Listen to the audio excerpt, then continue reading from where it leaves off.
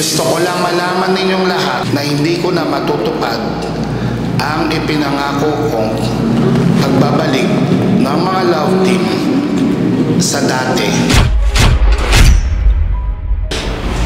Anong masasabi mo sa desisyon ko na hindi ko na ibabalik ang love team?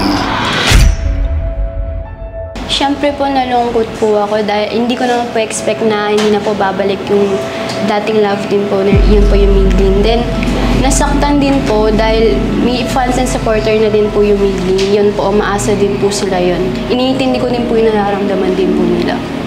So, ibig sabihin, hindi mo na susundin yung ipapagawa ko sa'yo? Hindi naman po sa ganun. Umasa lang po ako na babalik po yung love team namin ni Migs. Miss ko na din po kasi siya. Angel? Yes po. Anong masasabi mo sa desisyon ko na hindi ko na kayo ibabalik sa dati nyong love team? Ano po, nalungkot po ako agad kasi umasa po ako na after po ng Switch Love Team Challenge po, magbabalik na po kami sa original na love team po namin. Tapos parang umasa lang po ako sa wala. So, ibig mo bang sabihin, pinaasa kita? Opo, yun po kasi yung na-feel ko. Kasi akala ko po nung nakaraang vlog, sinabi niyo po na gagawin din po namin yung challenge na ginawa namin sa naka-Switch Love Team po namin. Tapos biglang, hindi na po pala mangyayari yun kasi ipopostpone po yung pagbalik sa original love team po namin. Migs, pabor ka ba sa desisyon ko na hindi na magbabalik ang love team? Hindi po, tay. Ang masasabi ko lang po, tay, ay nalungkot po sa naging desisyon nyo. Dahil lang buong akala ko po, tay, na babalik na po ang mga dating love team. Dahil excited pa naman po kami ulitin ang mga naging task at challenges na ginawa namin. Bakit? Ayaw mo ba kay Angel? Hindi naman po sa ganun, tay. Dahil kung komportable po ako kay Angel, mas komportable pa ako kay Caitlyn. Dahil? Dahil po siya po talaga yung original love team ko. Kasi, pabor ka ba sa desisyon ko na hindi ko ibabalik muna ang love team? Hindi po ako sangayon, sir, sa desisyon niyo po kasi sabi niyo po ibabalik lahat pagtapos ng mga challenge. Kasi ginawa ko pa naman yung best ko para magawa lahat ng mga challenge. So, ibig sabihin, sinusuway mo ang desisyon ko? Hindi naman sa ganun, tay, kasi kung kailan babalik yung jersey, sabay masisira pa. Wala naman akong sinisira. Kasi ginawa ko lahat talaga para sa challenge kasi excited daw mabalik yung jersey. Talagang hindi kasi ako sanay pag hindi si Angel yung kasama ko, ganun.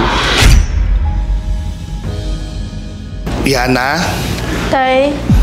Siguro naman, alam mo na ang desisyon ko ay mananatili ang Miliana. Sang-ayon ka ba dito?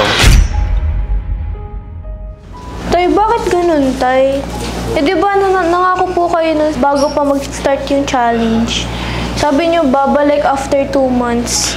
So, ginawa po namin yung best namin na mga love team, maging professional, and panalunin yung mga challenge na pinapagawa niyo po. Pero okay naman ang Miliana.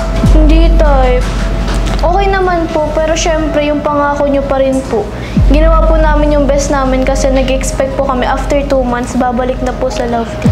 Tsaka, Tay, nag-grupo lang po kami ni Brion eh. Parang ang pangit naman po kung ano, bigla na lang pong mag-i-stay ng biglaan. Eh, nag-expect na po kami, umaasa na po kami. So, ibig sabihin, isa ka rin ba sa hindi susunod sa desisyon ko? Hindi naman po sa ganun, Tay, pero sobrang nakaka-disappoint po kasi. Alam po naman natin na wala kaming magagawa kapag desisyon nyo.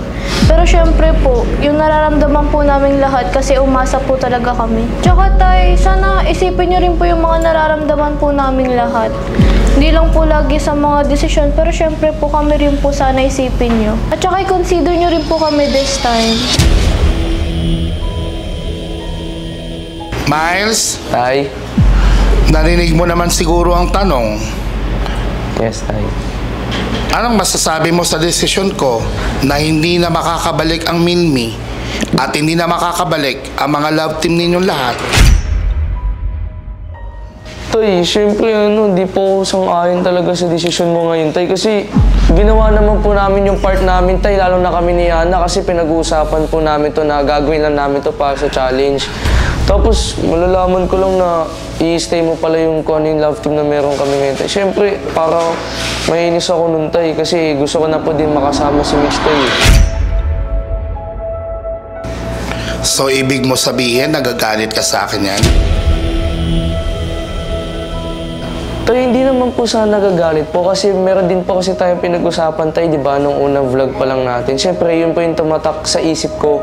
Tsaka, miss na miss ko na rin po talaga makasama si Mitch at alam din naman po ng mga fans yan. Kaya yun po, sana po, Tay, kahit yun man lang ibigay mo sa amin, yung ibalik po yung love team natin dati kasi ginawa naman po namin yung part namin. Tsaka, Tay, dapat panghawakan mo po yung pinangako mo sa amin. Pero kung hindi mo po kayang gawin yun, ay pasensyahan na talaga tayo, Tay. Hindi ko po talagang tanggap.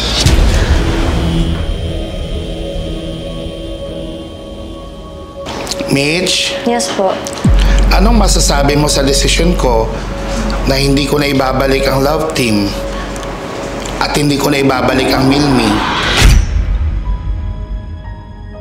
Ba't ganun, Tay? Di ba ang sabi niyo naman po after ng 10 challenge is babalik na yung dating love team. Nagpaka-professional naman po kami para sa challenge na yun, pero ayun, parang nakaka-disappoint kasi na hindi ibabalik yung Milmi. Lalo na yun naman yung inaantay din ng fans po namin na bumalik po yung love team namin ni Miles.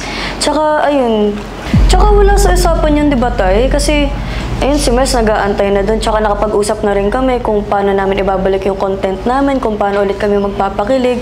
Kaya, bakit po ganun? Ba't hindi siya ibabalik? Wala, Tay, di po payag, di po ako agree. Sorry po.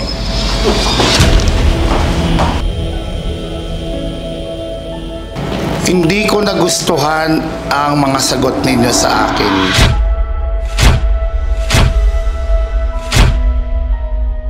Ibig ba sabihin nito na hindi kayo sang-ayon sa desisyon ko?